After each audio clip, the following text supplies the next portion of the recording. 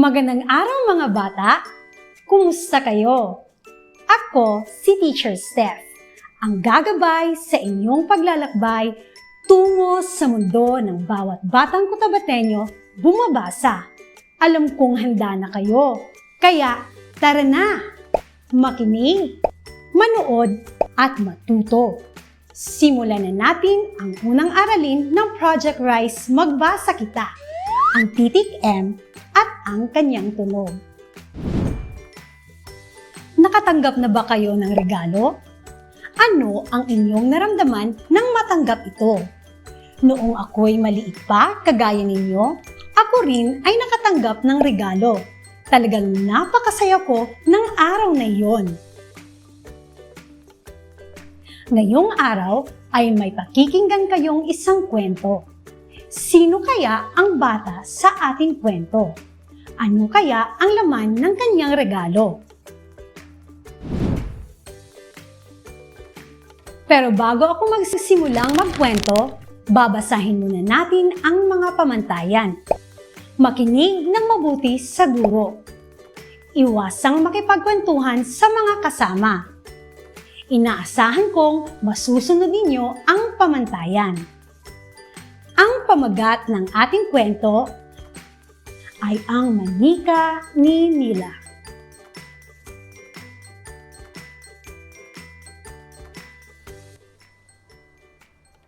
Isang Martes ng umaga, pagkagising ni Mila ay agad niyang napansin ang regalong nakapatong sa kanyang higaan. Dali-dali niya itong kinuha. Maligayang kaarawan, Mila. Nagmamahal, Mama, ang nakasulat sa regalo. Masaya niya itong binuksan. Isang napakagandang manika na may medyas na kulay pula ang laman nito. Tuwang-tuwa si Mila. Maraming salamat, Mama!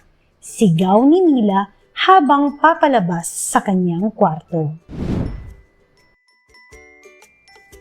Sagutin natin ang mga tanong mula sa ating kwento. Sino ang bata sa ating kwento? Tama! Ang bata sa ating kwento ay si Mila. Anong araw naganap ang kwento? Magaling! Araw ng Martes. Bakit kaya binigyan si Mila ng regalo ni Mama? Tama! Binigyan siya ng regalo dahil kaarawan niya. Ano ang laman ng regalo? Magaling! Isang manika na may medyas na pula. Ang husay! Ano ang ginawa ni Mila matapos niyang matanggap ang kanyang regalo? Tama! Siya ay nagpasalamat sa kanyang mama. Isang mabuting pag-uugali na dapat nating tularan ang ipinakita ni Mila. Dapat matutong magpasalamat sa mga bagay na ating natanggap. Ako'y natutuwa dahil kayo ay nakinig ng mabuti sa binasa kong kwento. Isang masigabong palakpakan para sa inyong lahat. Ngayon ay pakinggan natin ang mga salitang ginamit sa ating kwento. Ang mga ito ay nagsisimula sa Mila, Mama, Martes, manika, medyas.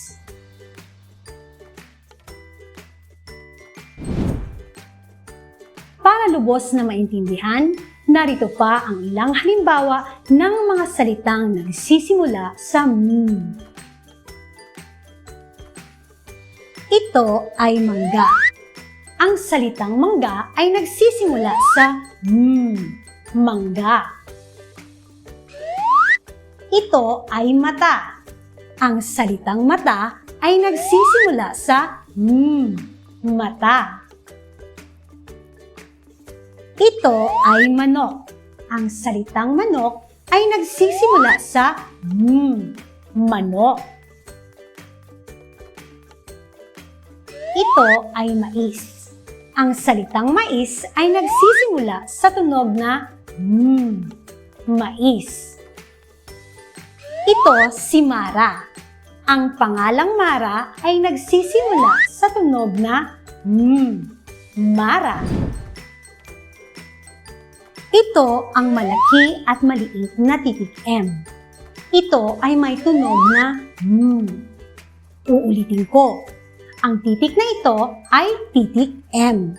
Ang kanyang tunog ay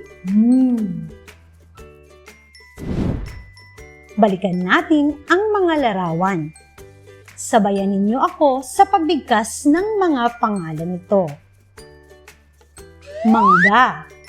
Ulitin natin. Mangga. Ano ang unang tunog sa salitang mangga? Tama. Ang unang tunog ay mata. Isa pa nga. Mata.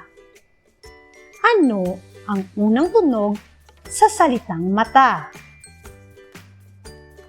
Magaling. Ang unang tunog sa salitang mata. Manok. Ulitin natin. Manok. Ano ang unang tunog sa salitang manok? Mahusay. Ang unang tunog sa salitang manok. Mais. Ulitin natin. Mais. Ano ang unang tunog sa salitang mais? Tama. Ang unang tunog sa salitang mais. Ito si Mara. Bigkasin natin ang pangalang Mara. Ano ang unang tunog na maririnig sa pangalang Mara? Magaling. Ang pangalang Mara ay nagsisimula sa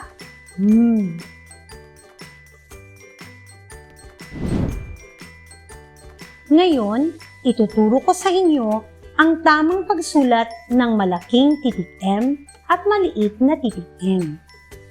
Ganito sinusulat ang malaking titik M. Isa, dalawa, tatlo, apat.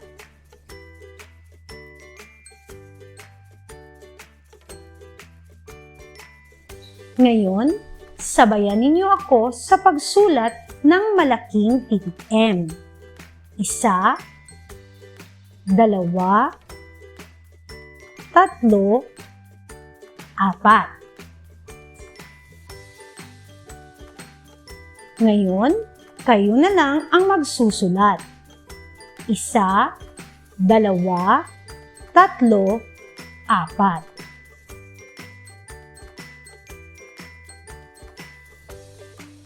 Ganito sinusulat ang maliit na titik M. Isa,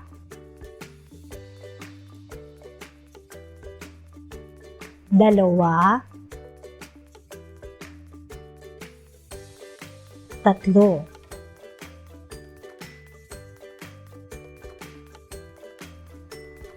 Ngayon, sabayan ninyo ako sa pagsulat ng maliit na titik M.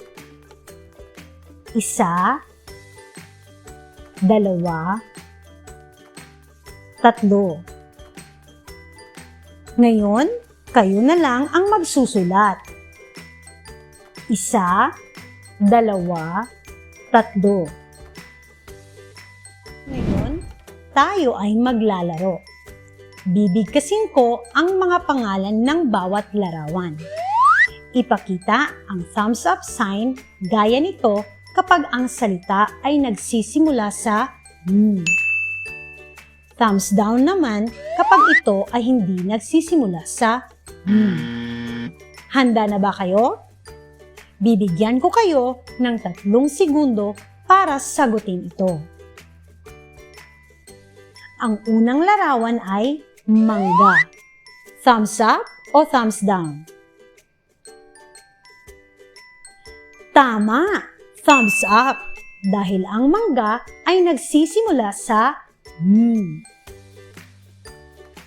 Sunod na larawan ay kahon. Thumbs up o thumbs down?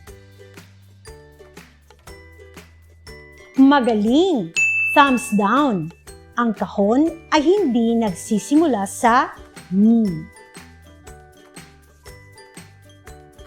Medyas. Thumbs up o thumbs down? Tama! Thumbs up! Ang unang tunog ng salitang medyas ay M. Aso. Thumbs up o thumbs down? Mahusay! Thumbs down! Ang aso ay hindi nagsisimula sa M. Mani. Thumbs up o thumbs down? Magaling! Thumbs up! Ang unang tunog ng salitang mani ay M. Ano ang titik na ating napag-aralan ngayong araw? Tama! Titik M. Ano ang tunog nito? Magaling! Ang tunog ng titik M. Para lubos na maalala, pakinggan ninyo ang aawitin ko.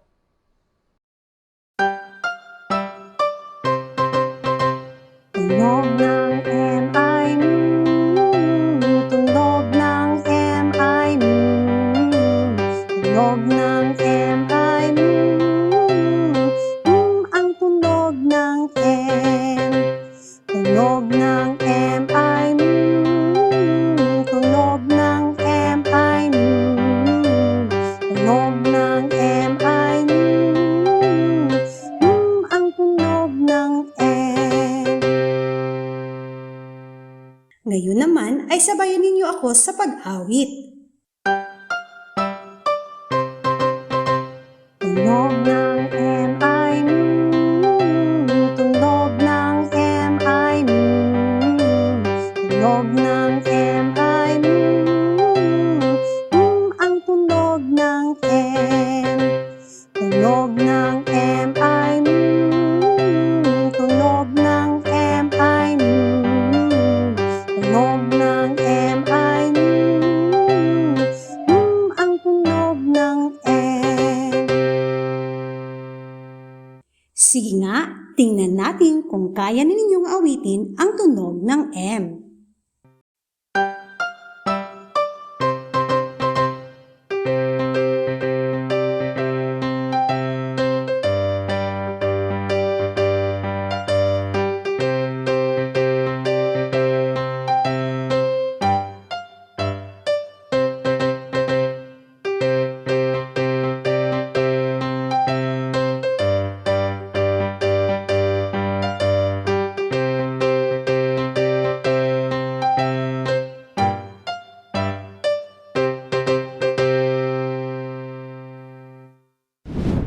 Mga bata, nasubukan niyo na bang mamitas ng mangga? Samahan niyo ako, mamimitas tayo ng mangga.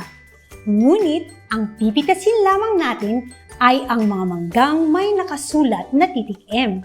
Tara na at tulungan ninyo akong piliin ang dapat nating pitasin. Alin kaya sa mga manggang ito ang dapat nating pipitasin? Tama! Ang ikalawang mangga. Isa pa nga, alin kaya ang ating pipitasin? Magaling! Ang huling mangga ang ating pipitasin. Sige nga, subukan natin ang inyong natutunan ngayong araw. Ituro ang mga larawang nagsisimula sa M. Tingnan natin kung tama ang inyong sagot. Aling mga larawan ang dapat bilugan? Bibigyan ko kayo ng 5 segundo para gawin ito.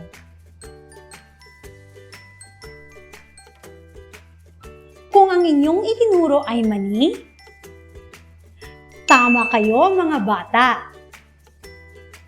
Kung ang inyong itinuro naman ay mais, tama.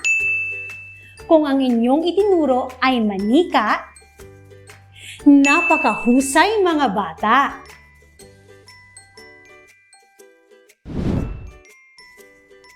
Ako ay masayang-masaya dahil naintindihan ninyo ang ating aralin ngayon. Isang masigabong palakpakan para sa inyong lahat. Maraming salamat sa inyong pakikinig at panunood.